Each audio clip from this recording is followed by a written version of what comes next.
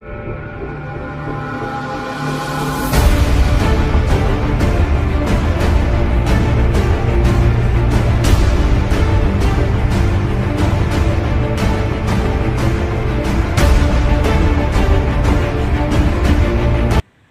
الله الرحمن الرحيم. اهلا وسهلا اصدقائي الاعزاء في قناتي محمود المصري للصيانه الكهربائيه. النهارده ان شاء الله هيكون معانا درس جديد ومبسط، هو طريقه تركيب سبوت لايت عاكس على سور الجنينه. هنشوف طريقه التركيب، يلا بينا.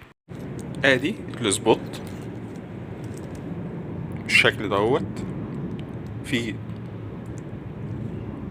2 سبوت من فوق من اعلى و2 من الاسفل. بيوجد هنا شاحن اهو، بس هو محطوط فيه عليه رقم كمادة عازلة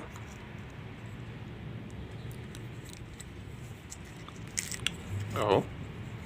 بيجي معاه طقم الألانكي بتاعه.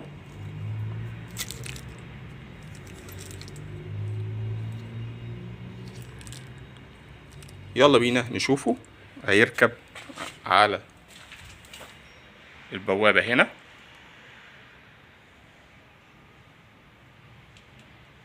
احنا هنشوف اهو قبل التركيب، وهنشوفه بعد التركيب الشكل هيبقى عامل ازاي.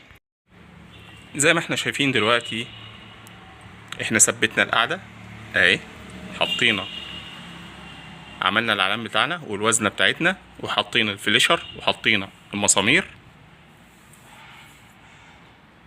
عملنا شريط اللحام بتاعنا السبوت. هنبتدي ان احنا نجمعه. دلوقتي انا ربطت لكم المسمارين اللي المفروض يركبوا من الجنب عشان تشوفوهم اهو. دلوقتي انا ركبت مسمارين التثبيت للاخر علشان تشوفوا. ده المفروض ان هو هيركب ورا الشفة اللي هو اللسان ده. انا هفك واربطهم من تاني اهو. ده كده الشكل بتاعي اهو، ركبته بالمنظر ده.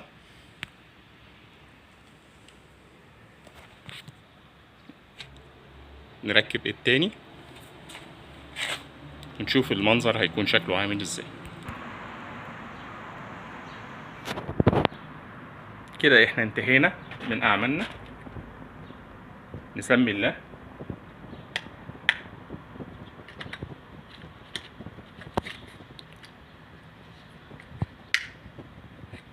طبعا عشان الاضاءة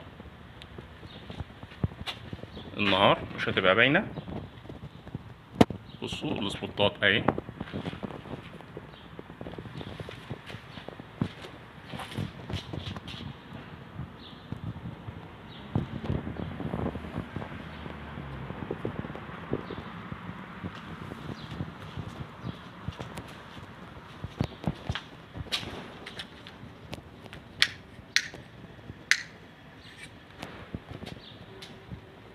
دي سبوتات الفانوس بالشكل الجمالي دوت.